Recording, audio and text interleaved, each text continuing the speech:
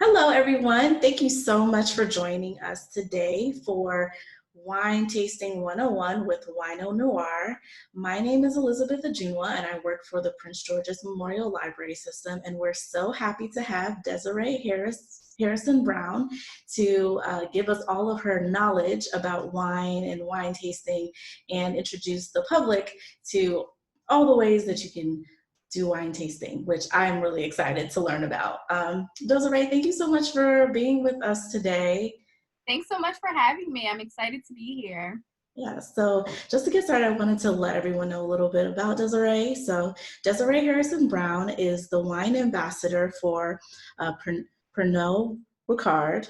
Is that correct? Yep. Okay, Pernod Ricard winemakers and the founder of the brand Wino Noire.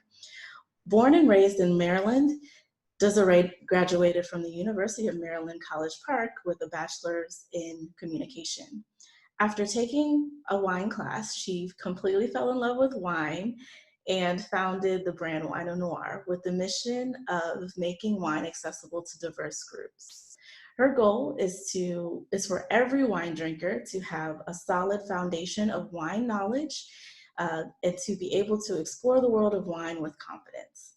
She recently completed her Wine and Spirit Education Trust Level 3 and was the recipient of the Young Leader Summit Scholarship for the SomCon in 2019. So her go-to wine is anything sparkling. Okay, anything sparkling. I like that. I like that.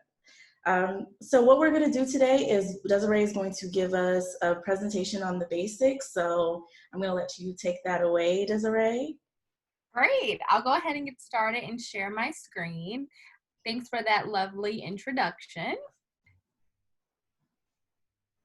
So welcome everyone to the Wino 101 or Wine Tasting 101 presentation. We're going to learn a lot today about wine. So to get started, I'm going to ask a few questions and you can answer yes or no to yourself about these questions. Do you feel intimidated by wine? Do you find it hard to pinpoint specific flavors in wine? Do you always buy the same brand or stick to the same varietals when you go wine shopping? Do you only drink sweet wine or do you only drink dry wine? And do you want to be a more informed wine consumer? If you answered yes to any of these questions, then I think you're going to find this presentation to be really helpful. So before we get started, I'll just give a quick little intro to echo what Elizabeth said. I'm Desiree Harrison Brown, and I'm going to be the instructor today. I am the founder of the brand Wino Noire, and I'm also a wine ambassador for Pernod Ricard winemakers. I hold a level 3 certification from the Wine and Spirit Education Trust. And the Wine and Spirit Education Trust, or WSET, is a London-based educational body, but you can take their courses anywhere around the world. So I studied here in DC, but if you just Google Wine and Spirit Education Trust and you want to take a wine class, you can find a wine school near you. So let's get into the fun stuff. We're gonna talk wine. So you take the sugar in the grapes, you add in yeast, and the yeast ferments the sugar and turns it into alcohol. And then another byproduct of this equation is carbon dioxide. So that's how you get the bubbles when you're drinking champagne or some other sparkling wine.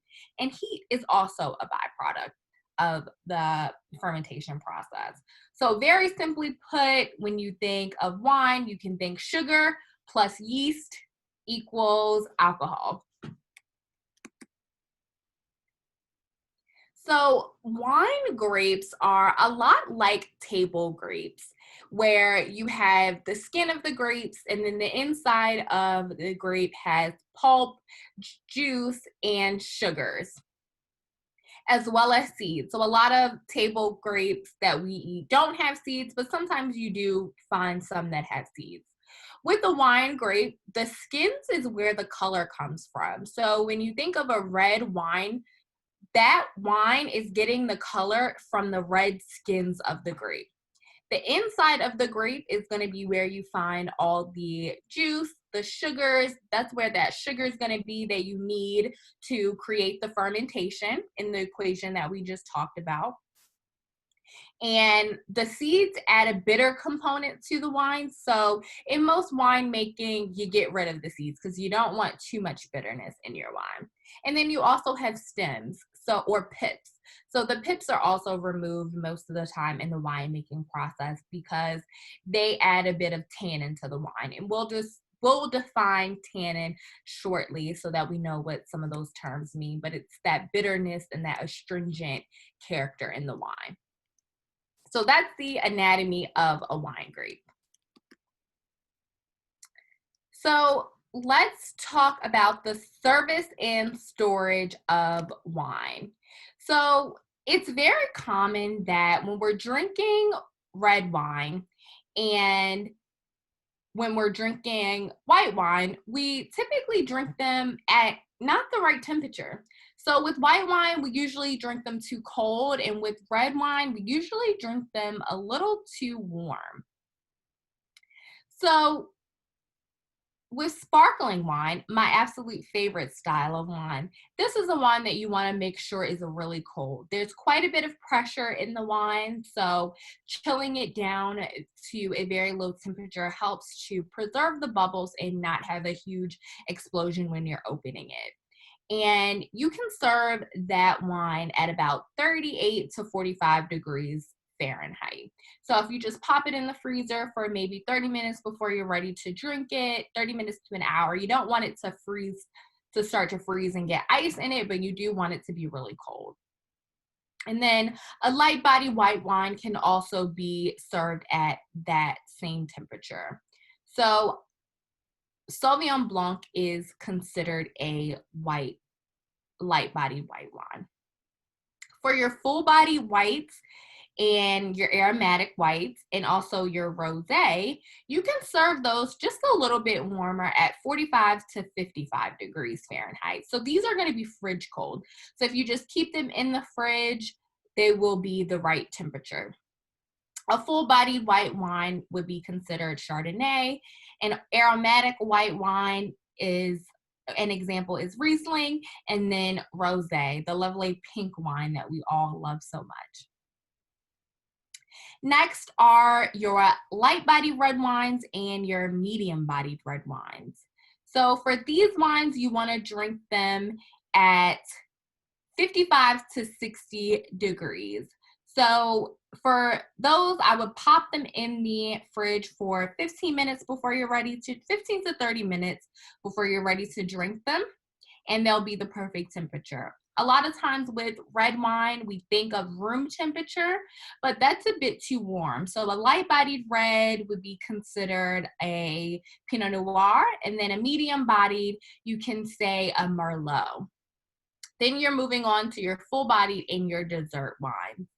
So a full-bodied would be a Cabernet, and a dessert wine would be any fortified wine. So think port, so wines with a lot of alcohol. These can be served at room temperature, but not 72 degrees room temperature. So if you know that you keep your house a little bit warmer, you can definitely chill these down a bit more. Another important aspect to consider when drinking wine is the proper glassware. So on the screen, you can see that there are several different glasses that can be used when drinking wine. So for red wine, full-bodied red wines, and light-bodied red wines, you want to be drinking out of a glass that has a larger bowl. So I have a red wine here, which is an example, and you can see that this bowl is really large. And this allows you to really get your nose in the glass and to smell all of the aromas, to let some air get into the wine so that those aromas are released and you can smell all the goodness. For rosé and light-bodied white wines, you want to drink it out of a glass with a somewhat smaller bowl. So if you look at these compared to each other, the white wine glass and the red wine glass they differ in size. So with white wine and rosé, they have more delicate flavors, and you want to be able to preserve those and not get so much oxygen and air into your glass. So you want to serve it out of a smaller glass. For sparkling wine, a flute is the perfect option because it helps to preserve the bubbles. For me personally, I love to drink my sparkling wines out of white wine glasses. And that's because with a flute, you can't really stick your nose in a flute glass. It's just a bit too small. So for me, a white wine glass does the trick for sparkling. And then last but not least is your fortified wine, like port. So fortified means that they're adding additional alcohol in the form of brandy, and you want to serve that out of a smaller glass because you don't want to smell all of that alcohol. You want to get the fruit aromas without getting the burn from the alcohol. So we talked about the proper glassware, but let's talk about how to hold the glass. So when holding the glass, you always want to hold the glass by the stem. So holding the glass by the stem helps to keep the wine at the perfect temperature. So we just talked about the temperature of the wine. And once you get your bottle the right temperature, you want to make sure that it stays that temperature. And when you hold the glass by the bowl, your hands are very warm. Think about how chocolate melts in your hands. You don't want your wine warming up in the bowl. So you always want to hold it either by the base of the glass or by the stem away from the bowl. It also prevents unsightly fingerprints on your glass. So if you want to keep it looking really beautiful, holding it by the stem prevents that. And then it also makes it easy to swirl. So if you're around some wine lovers, you've probably seen them swirling the glass. Holding it by the stem makes it easy to do so. So stem, never bowl is my motto when holding a wine glass. Next, we are about to open our bottle of wine. So we talked about the proper temperatures. We talked about the proper glassware and how to hold your glass. Now we are ready to open up a bottle of wine. And there are a ton of different wine openers on the market. My mom has an electric wine opener that she loves. You've also probably seen the winged wine opener where it has the two flaps that fold down to open up the wine bottle. But my personal favorite is using a standard waiter's corkscrew or a wine key. It has everything you need right in a small compact item. So on the screen, the handle is what you're going to use to help pull the cork out. You have the corkscrew, obviously. You have a foil cutter, and you have the hinges, which you use as leverage to pull the cork out of the bottle. And then what's also nifty about a waiter's corkscrew is you can also use it as a bottle cap remover. So everything you need right in this compact version. One thing to keep in mind is if your waiter's corkscrew has a foil cutter, you don't want to take it to the airport because TSA will confiscate it. So don't take it to the airport with you. I always have mine with me, but whenever I'm traveling, I make sure to not take my favorite wine key. So we're going to play a video to show you how to use this nifty item. So now that you know all the parts of a corkscrew, let's put it to use. So the first step is going to be to release the foil cutter and remove the foil cap. So to do this, you want to make a cut under the second lip. So I'm going to go ahead and make a cut one way, and then you can also come back around and do it. And then what's also helpful is to make a cut upward, and it'll just make it easy to get the cap off. So I made my cut up, and there you go, it's coming right off. So your foil is done. You can just discard that. You no longer need the foil cutter, so close it. And you're going to release the corkscrew.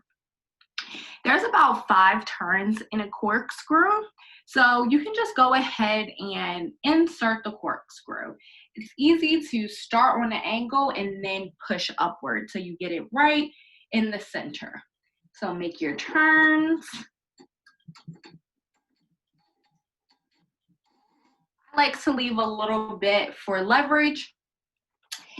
And then you're going to use the hinges as leverage to pull the cork out. So you're going to start on the first hinge here and pull upward using the handle. So it's come out a little bit. And then this is where the second hinge comes in handy because we've got the handle all the way up and we can't go anymore. So we're going to use the second hinge, pull up, and voila, your bottle of wine is open. So as you can see, it's super easy to use the waiter's corkscrew. You have everything you need. So no more opening your wine bottle by pulling the cork right through the foil cap. That is not good because you get a lot of dripping when you leave the cap on without cutting it. And sometimes that flavor of the aluminum of the cap can make its way into your wine, and then you're not getting the full experience that you want. So using the waiter's corkscrew is super easy and it gets the job done. Now we're gonna show a video on how to open a bottle of sparkling wine. It's a little bit different and more involved. So let's get to that. Hi, so let's talk about how to open a bottle of sparkling wine. The first step to opening a bottle of sparkling wine is making sure that your bottle is really cold. You don't want to open a warm bottle of wine. There's a lot of pressure on the bottle, so when you chill it, you're less likely to have a big explosion. The next step is to remove the foil. So most bottles of wine usually have a little tab on it to make it easy to remove the top of the foil.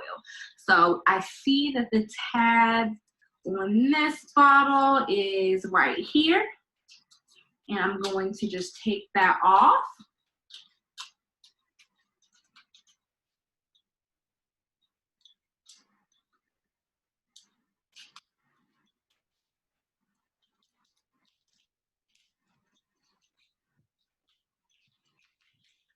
And now the top of your foil is removed. So you can just discard that. The next step is to loosen the cage. So you'll see that the cage is twisted up. You just want to bring that down. And to loosen it fully, there's about 6 turns. 1, 2, 3, 4, 5, 6. Okay, now, once you loosen the cage, you want to make sure that you're leaving your thumb over top of the cage. Once you loosen it, you risk the cork popping out and hurting someone. You don't want that to happen. So just make sure you're putting a lot of pressure on it to protect it from coming out. The next step is to turn it about 40 degrees, and we're getting ready to open the bottle. So the key is to twist the bottom of the bottle. Don't twist the cork, you're gonna twist the bottle while keeping your hand on the top. So as soon as you twist the bottle once, you'll start to feel the cork pushing up, but you wanna do your best not to let it shoot out. What we want to happen here is a very, very soft sound. We don't want it to be super loud like we're popping bottles. We want it to be very, very soft. So just keep turning while pushing pressure down, and you'll get a very quiet sound. And now your bottle of wine is open. So now we know how to open both a still bottle of wine and also a sparkling bottle of wine. I'm sure we've all heard the big pop sound from opening sparkling wines, but now you know you want to avoid the pop sound and splattering all your wine. You just got yourself a nice bottle of sparkling wine. Maybe it's champagne from the Champagne region, and you want to make sure you're savoring it and not wasting it everywhere. So your bottle of wine is open and we are ready to taste. Let's get into the 6 S's of wine tasting. The 6 S's are to see, swirl, smell, sip, swish, and then to spit or savor. So the first S of wine tasting is to see. So when you're looking at the wine, you're observing the color. Are you drinking a red wine? Is it rosé? Is it white wine? And what hue does the wine have? Different wine grapes will produce wine that has different colors.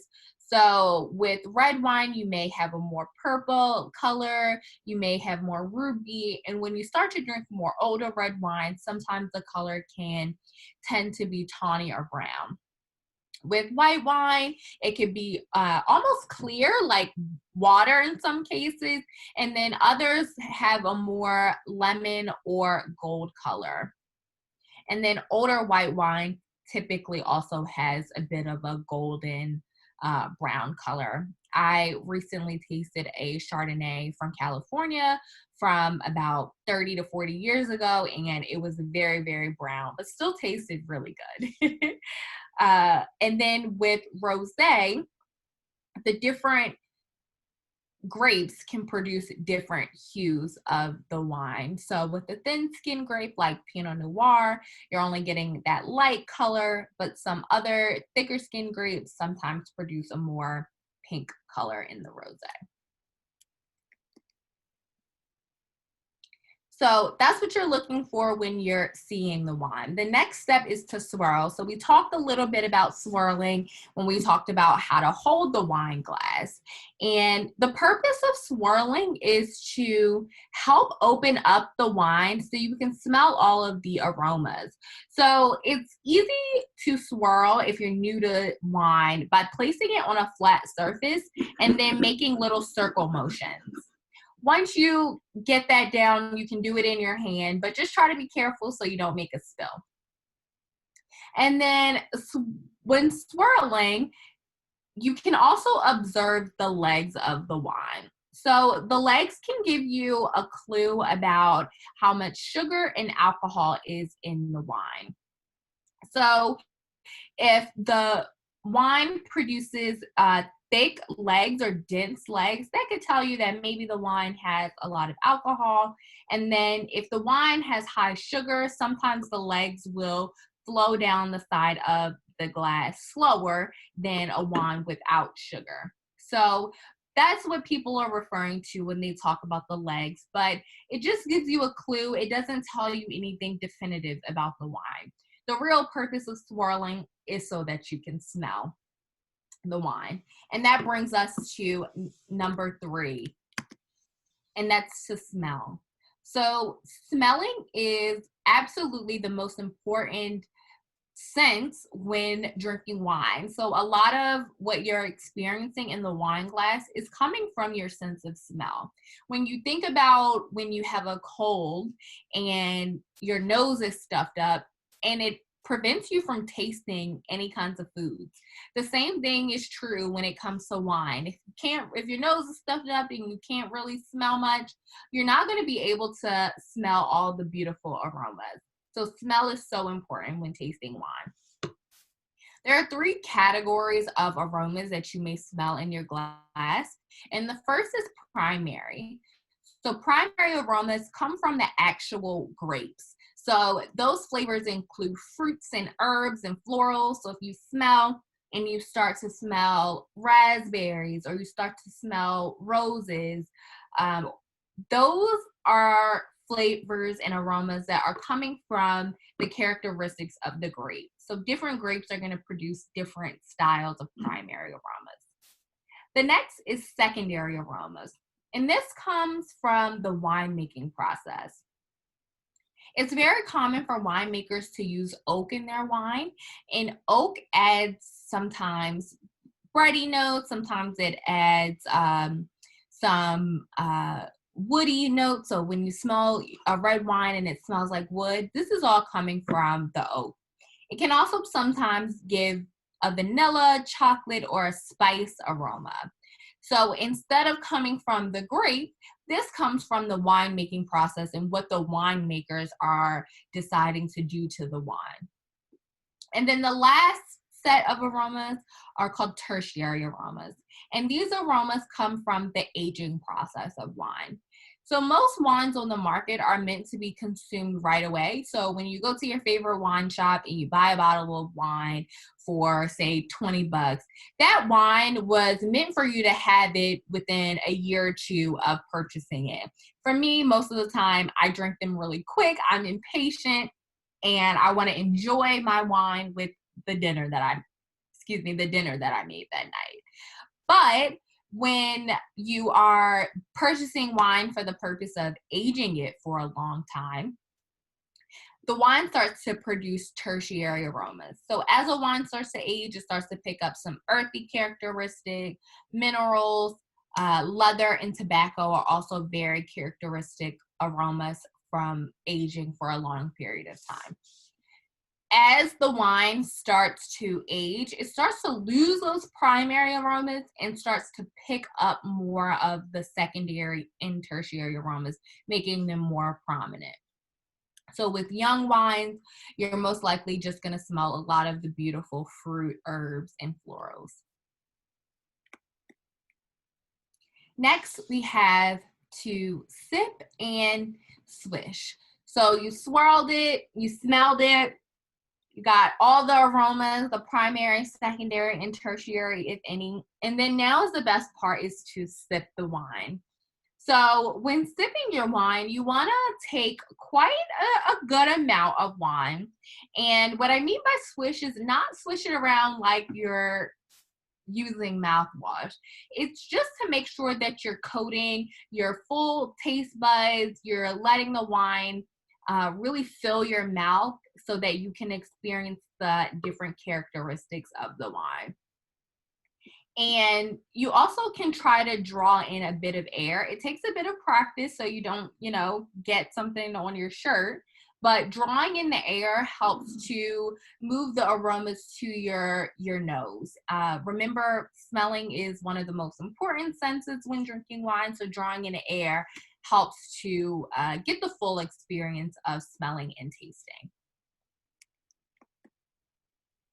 And then the last step is to either spit or savor. So spitting is common if you're doing a large wine tasting and you're tasting maybe say 10 wines if you go to a winery, and you're not tasting with the goal of getting intoxicated. You're tasting the wine so that you can really observe the flavors. As you start to drink wine, you are going to start to feel the effects of the alcohol, and that diminishes your ability to analyze and to taste the different flavors. After a while, all the wines will start to taste the same, and this can be avoided by spitting out the wine. But you can also choose to savor. In most cases, we are all savoring our wine. Spitting is set aside for maybe a large trade tasting, or if you're going to a winery and tasting a lot of their wines on their tasting flight. So now we know the 6 S's of tasting wine. We're going to talk about the 5 golden characteristics next.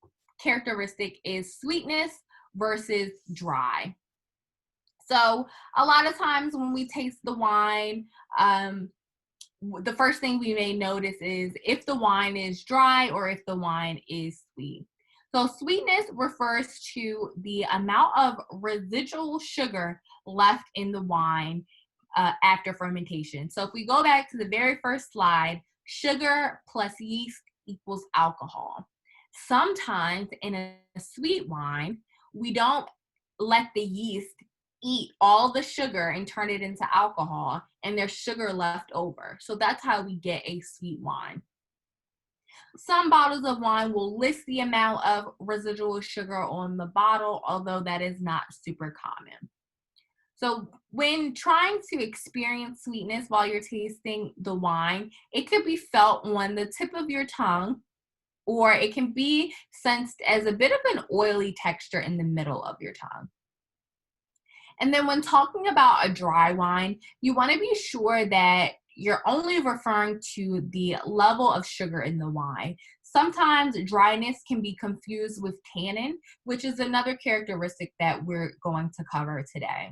So when talking about sweetness or dryness, you're just referring to the amount of sugar in the wine. And on the side, you can see the sweetness scale.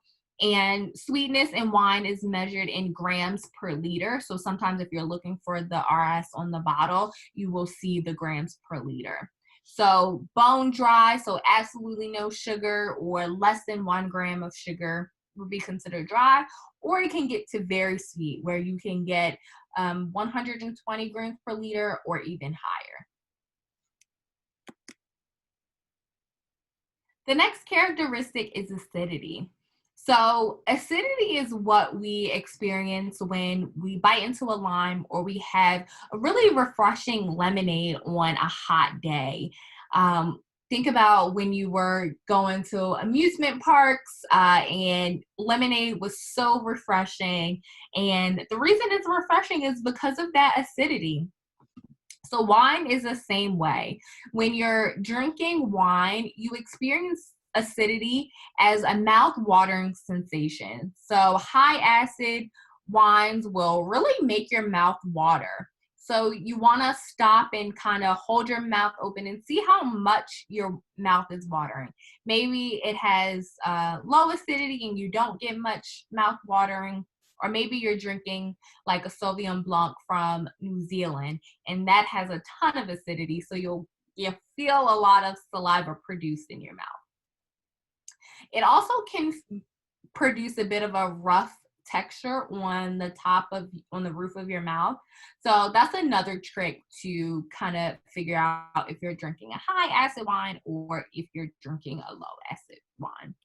And it'll vary depending on the grape that you're drinking and also the climate of the wine that you're drinking. So cooler regions typically have higher acidity, while warmer regions have lower acidity because sugar and acidity are inversely related.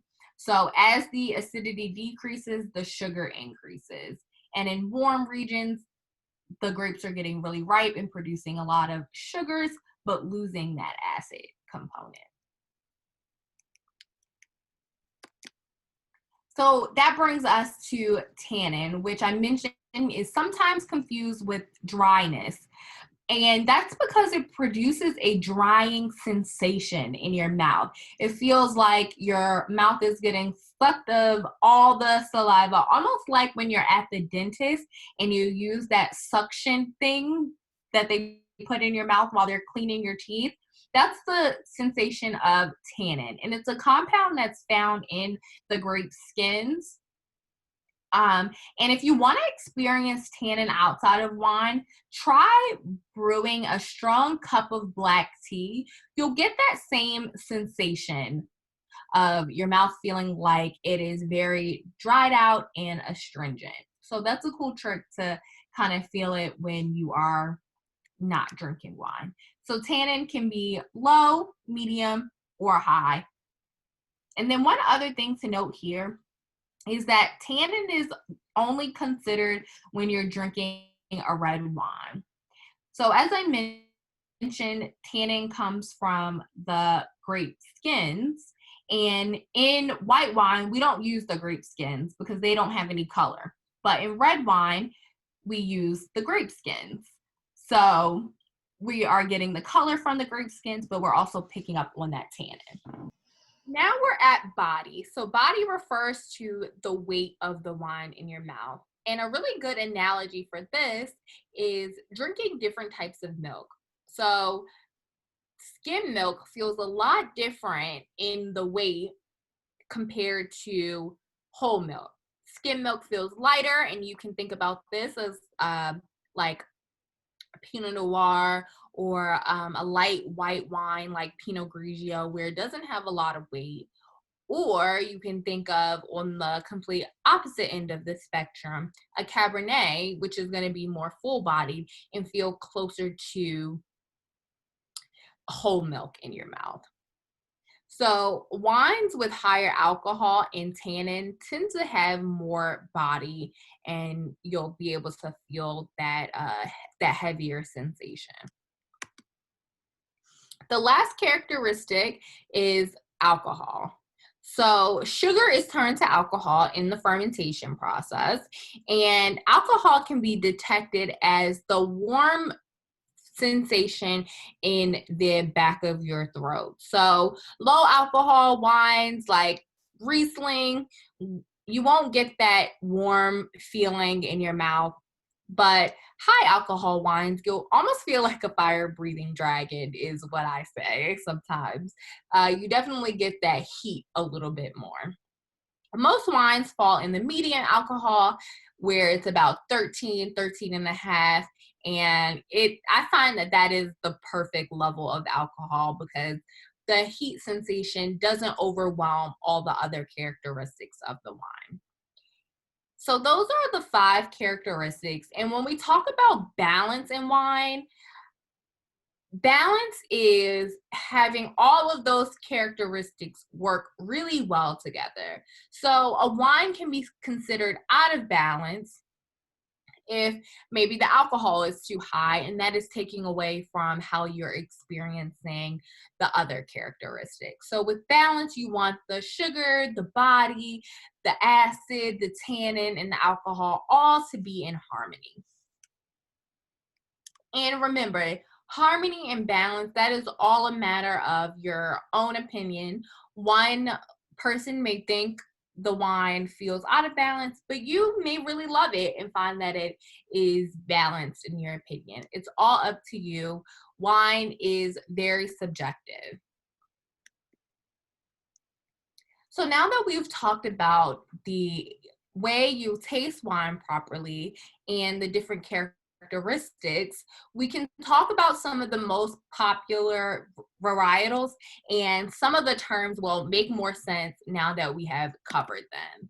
So some of the most popular white varietals include Chardonnay, Sauvignon Blanc, Riesling, and Pinot Grigio.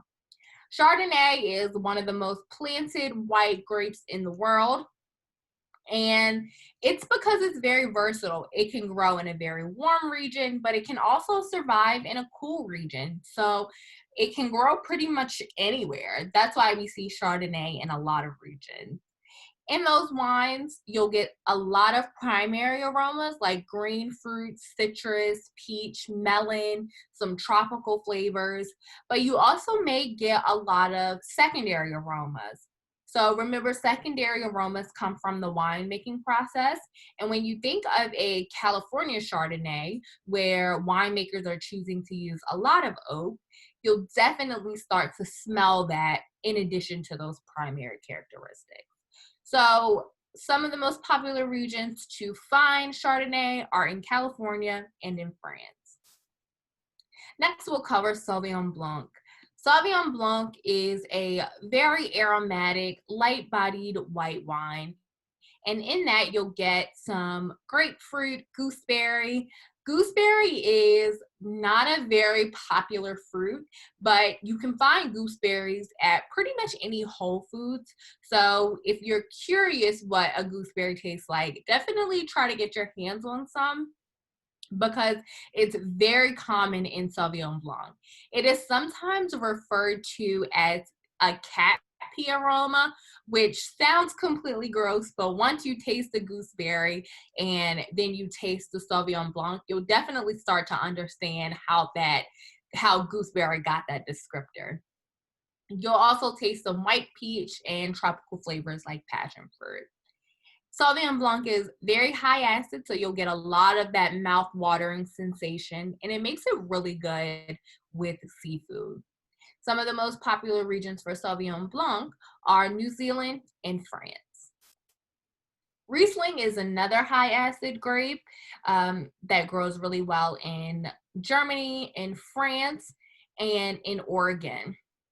So one common misconception about Riesling is that Rieslings are always sweet, and that's absolutely not true.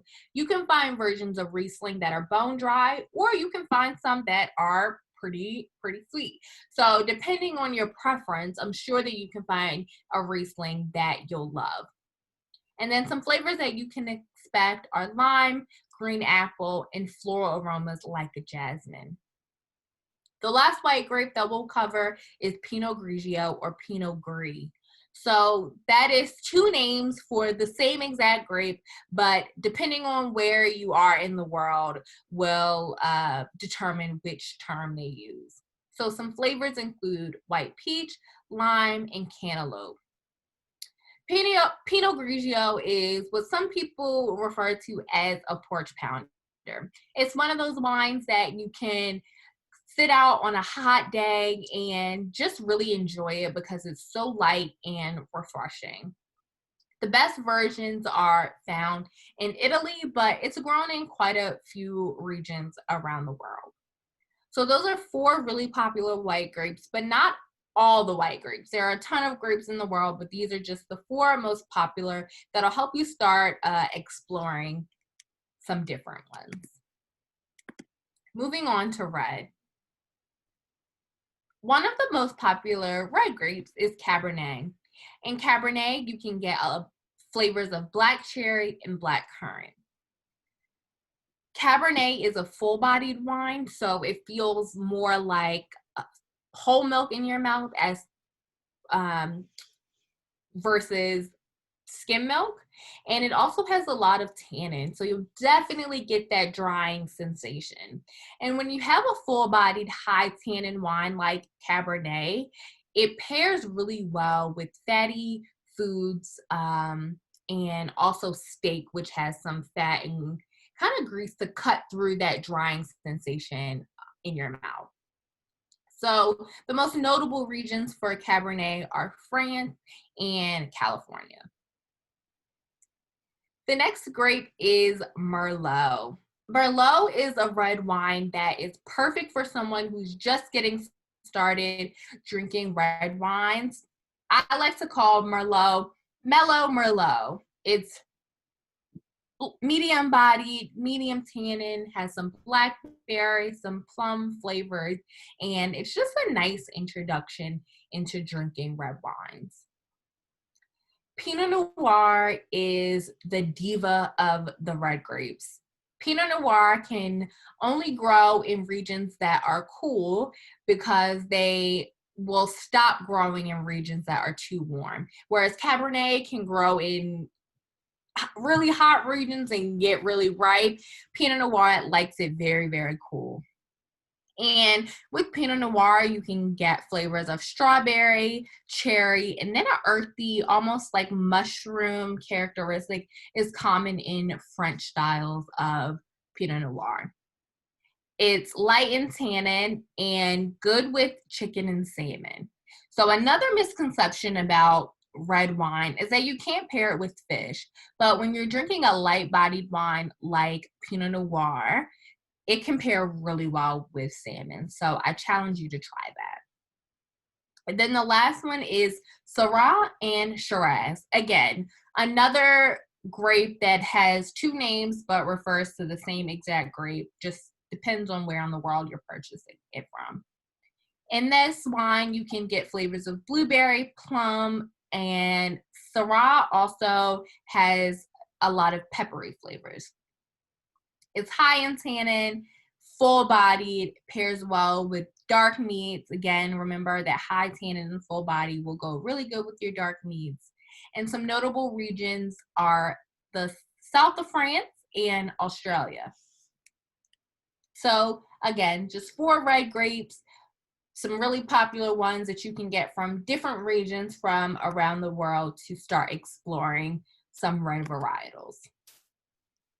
So we're going to end it with my favorite wine buying tips. So now that we have a good background of wine, We know how to taste wine. We know the 5 characteristics to analyze wine. We know the proper serving temperatures and the proper glassware to use with wine.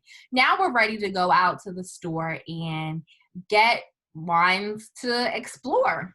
Here are my top tips. Find a wine shop with knowledgeable staff. This is probably the most important tip when buying wine. Find yourself a wine shop that cares about its customers and is really invested in helping you find wines that you love. They don't just want to sell you the most expensive bottle or just anything. They want to help you find wines that you'll love. So if you find a good shop, they'll probably ask you maybe what you're cooking for dinner so you can find a wine to pair with dinner. Or if you're giving a gift to somebody, they'll try to gauge the preferences of the receiver of the gift so that you know you're getting good quality. You can start to build up a relationship with that person, and the next time you go in the wine shop, you can say, hey, I really love that wine that you recommended. Can you give me some other wines that are similar? Or if on the flip side, if you don't like the wine, you can say, hey, I didn't like that wine. I want to try something a little different.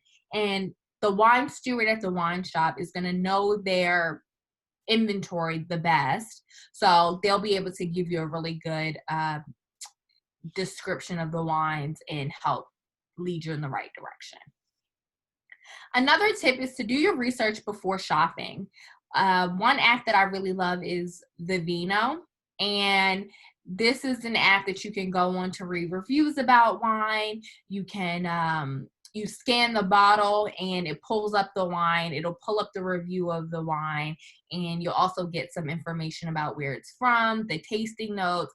So this is a really cool tip to do either before you go to the wine shop or while you're there. I also encourage you to try something new to get out of your comfort zone. One of the first questions that we asked at the beginning was, do you only drink dry wines, or you only drink sweet wines, or do you stick to the same producer or wine label every time you go to the store? If you want to start to really take your wine tasting to the next level, you got to get out of your comfort zone and try something new. Next is to consider what you're eating and consider who you're sharing with.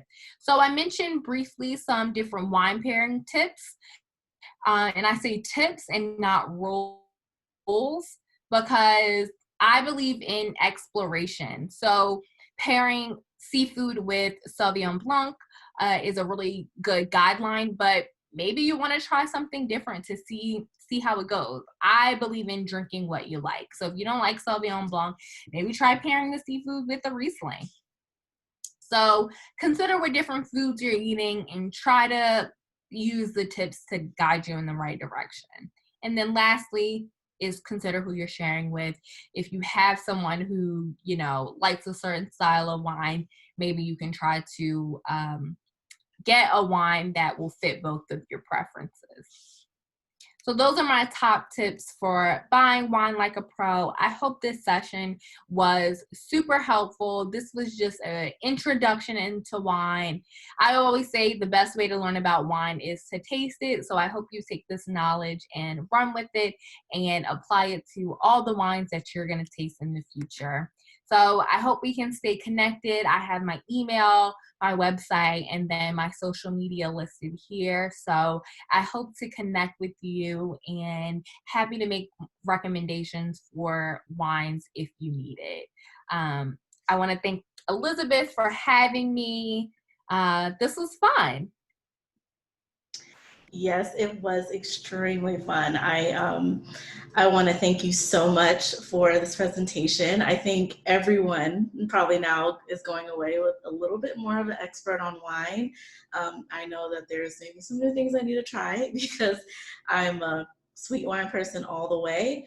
And I might try dry wine. I might try dry wine. You might have convinced me. So thank you again. Thank you all for sticking with us and watching this. I'm sure you got a great amount out of it.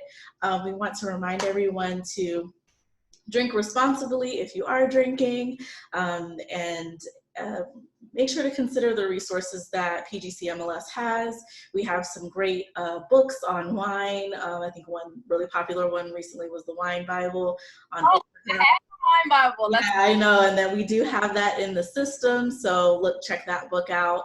And just thank you so much. I know during this time, we're trying to look for creative ways to still enjoy the things we enjoy, so I hope you found this presentation useful, and thank you again, Desiree.